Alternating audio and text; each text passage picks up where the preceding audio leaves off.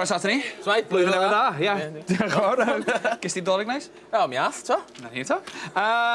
Nadolig wedi bod fel arfer yn wledd o Bill Drod, ti'n modd, croes, ti'n gallu crynhoi'r gemau dros yr oer? Rhaid yn sefyll mas i ti? Swn i'n gallu bod yma trwy dydd yn sôn amdano.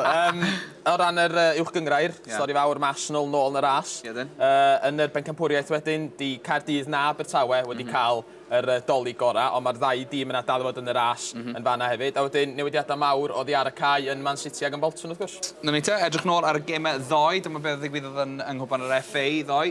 Villa yn curo Blackburn yn weddol hawdd. Elhad Stwff oddi ar... O, yr dacl weitha weli di ar gael peldroed. Paid ar y ffens, mei. O, oedd hi'n effernol, go iawn. Oedd hi just, na, dwi'n eisiau mynd mewn i'r peth ddweud. Mi oedd y ti yn yr ail gem yna, Caerlir yn Abertawe. O, na'n anffodus, yn yr gwynt ar glaw. Ond gol anhygol, o'n i'n gwrando ar gem ar y radio, gol anhygol gan Cymro dim control. Dau gymryd sgorio ddo, sgoriodd Andy King i Caerlir, oedd yn dda i weld o hynny, ar ôl i David, Rhys, George Best, Costcuttle i roi i enw llawn o, sgorio o bosib y gol ora, dwi rioed i weld unrhyw un yn sgorio Abertawe. 10 llath ar 20, taran ergyd, ac o'n i'n eistedd reit i ôl i yn gweld yn ei swyrfio, ac o'n i'n meddwl, na, di hwnna'n mynd i mewn am i allu, gwych o gol. Middlesbrough yn colli yn y Man City, felly Mancini'n dal i ennill hwnna. Yndi, mae hwnna yn ganlyniad reit arwydd o cael, dwi'n meddwl, achos mae yna bwysau mawr ar Mancini wan newydd o mewn i'r swydd yma i ennill rhywbeth efo Man City tymor yma.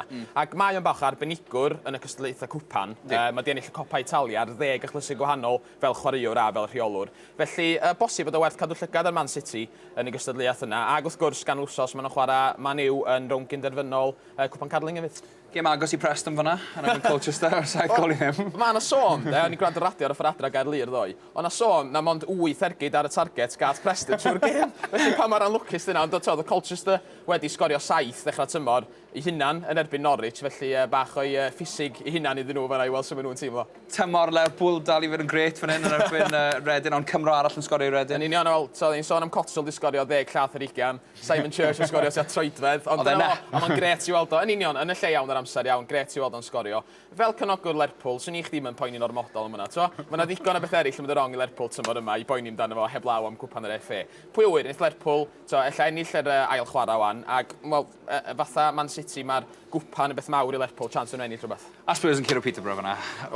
Eto, so nad gallu bod yn 8-9. So ymlaen i'r brif gêm heddi. O, mae yna gêm arall man hyn, bydd dos mae Man U yn colli yn erbyn Leeds. O, ie! Ydyn, ie.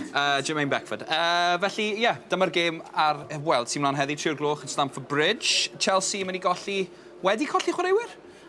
Ydy, mae 4 chwaraewr wedi mynd i ffwrdd yn barod ar gyfer cystadleuaeth Cwpan Affrica. Dau yn yr fanna, Drogba ag Essien. A mae'r ddau chwaraewr yna yn chwaraewr pwysig iawn. Maen nhw'n golli mae Essien, wrth gwrs, yn gallu llenwi mewn y rwla. Felly, yn amddiffynol neu yn ganol cae. Felly mae o'n mynd yn gollad. A Drogba'n sgorio flat out hefyd, wrth gwrs. Felly, fydd angen i Ancelotti wneud rhai newidiadau i allu llenwi'r tyllau yna. Ond dwi'n meddwl fedith Ancelotti wneud hynny.